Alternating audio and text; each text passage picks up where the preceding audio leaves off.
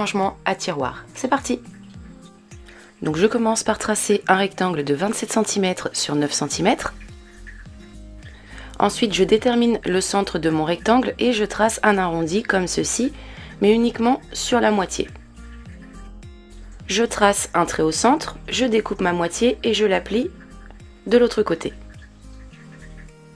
Je trace avec mon crayon et ensuite je découpe.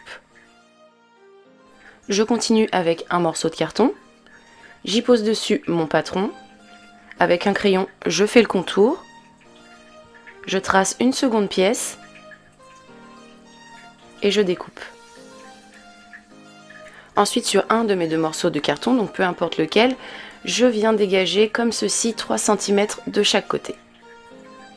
Je continue avec un morceau de carton, donc au niveau de la hauteur on est sur 8 cm et au niveau de la longueur, il faut que je puisse faire le tour de ma pièce comme ceci en m'arrêtant à ce niveau, donc au trait que j'ai défini tout à l'heure. Ce morceau de carton ensuite je le couvre, mais uniquement d'un côté. Je couvre également cette pièce avec du papier, comme ceci. Et ensuite je couvre également la seconde. Voici ce que j'obtiens. Je viens ensuite reprendre ma bande de carton ainsi qu'une de mes deux pièces que je vais coller l'une à l'autre comme ceci.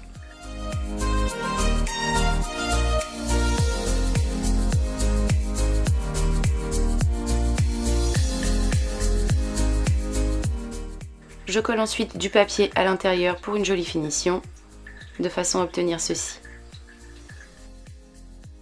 Et je continue ensuite avec cette pièce que je colle sur ma boîte.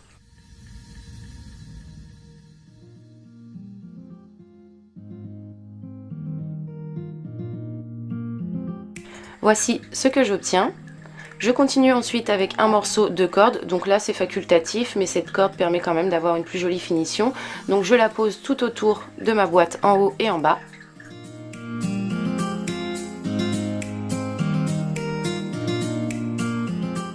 Et donc voici ce que j'obtiens une fois toute la corde posée.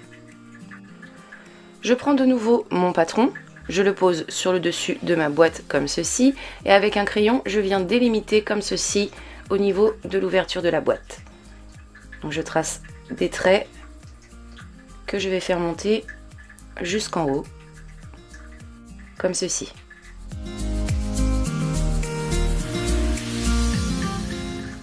Et après ça, je découpe.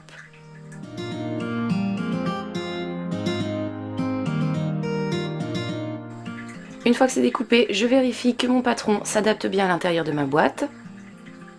Et si c'est le cas, je pose sur un morceau de carton, je fais le contour, je découpe et ensuite je recouvre avec du papier comme ceci. Je continue ensuite avec une bande de carton, donc au niveau de la longueur, il faut que je puisse faire le contour comme ceci. Et au niveau de la hauteur, il faut que je puisse le rentrer de cette façon dans ma boîte. Une fois que j'ai les bonnes dimensions, je recouvre, mais uniquement d'un côté. Et je colle mes deux pièces l'une à l'autre.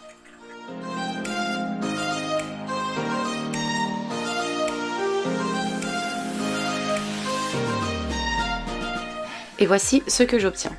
Pour finir l'intérieur de mon tiroir, j'y pose à l'intérieur du papier que j'ai découpé de façon à ce qu'il s'adapte comme ceci. J'ai ensuite ondulé un morceau de carton que j'ai découpé de façon à ce qu'il s'adapte à ce niveau de ma boîte. Je le couvre de papier mais uniquement d'un côté. Ensuite je viens de nouveau l'onduler légèrement et après ça je le colle sur ma boîte. Voici ce que j'obtiens. Je continue ensuite avec de la cordelette que je pose tout autour de mon tiroir.